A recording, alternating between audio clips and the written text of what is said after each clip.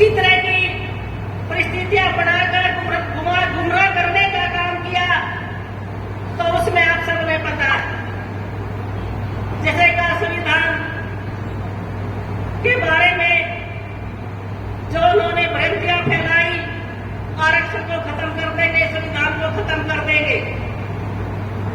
ये देश का प्रधानमंत्री आदरणीय नरेंद्र मोदी जी हैं। आप सबने देखा, जब संसद में आए तो आदरणीय नरेंद्र मोदी जी ने संविधान को उठाकर नतमस्तक होकर उसको नचकाने का काम किया, अपने माथे पर लगाने का काम किया। अगर संविधान की रक्षा करते हैं तो हमारे देश के प्रधानमंत्री आदरणीय नरेंद्र मोदी जी करते हैं। ये सब भ्रांतियां फैलाने का काम दूसरी पार्टियों ने, कांग्रेस पार्टी ने करने का काम किया है। और जब देश के प्रधानमंत्री बने और उन्होंने अपना कामकाज संभाला, पहली कलम से जो किसानों के खाते में 17वीं जो हमारी के 2000 जो 6000 सालाना किस्त डालने का काम, किसान सम्मान निधि योजना डालने का काम हमारे देश के प्रधानमंत्री आदरणीय नरेंद्र मोदी जी ने किया।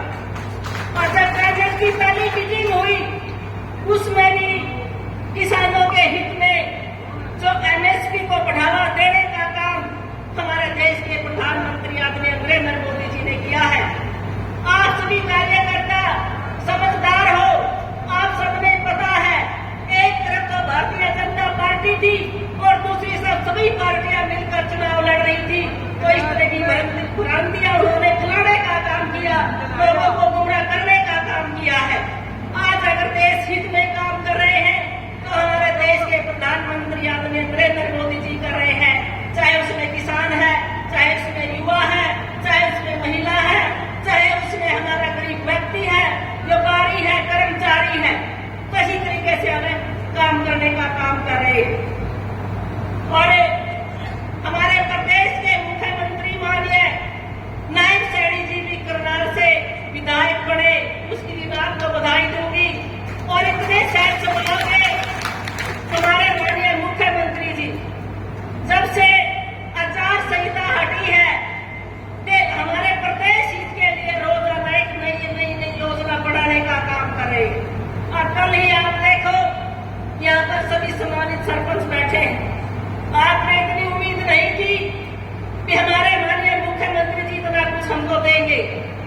आपकी यही डिमांड थी जी, हमारी 5 से 10 कर दो, और बड़ा दिल दिखाते हुए हमारे माननीय मुख्यमंत्री नायब सैनी जी ने सरपंचों को 21 लाख की पावर देने का काम किया है।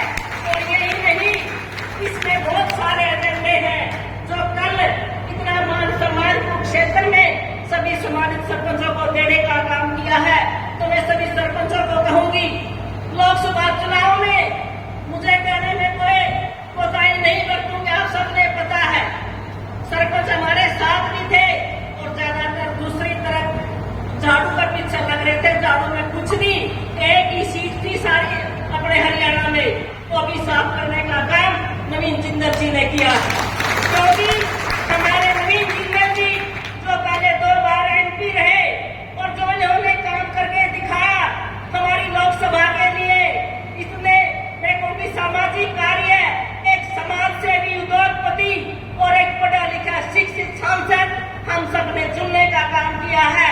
और अब हमें पूरी उम्मीद है हमारे सांसद जी, जो उन्होंने पहले योजनाएं चलाई थी सांसद होते हुए और वो धरातल पर आई, उससे भी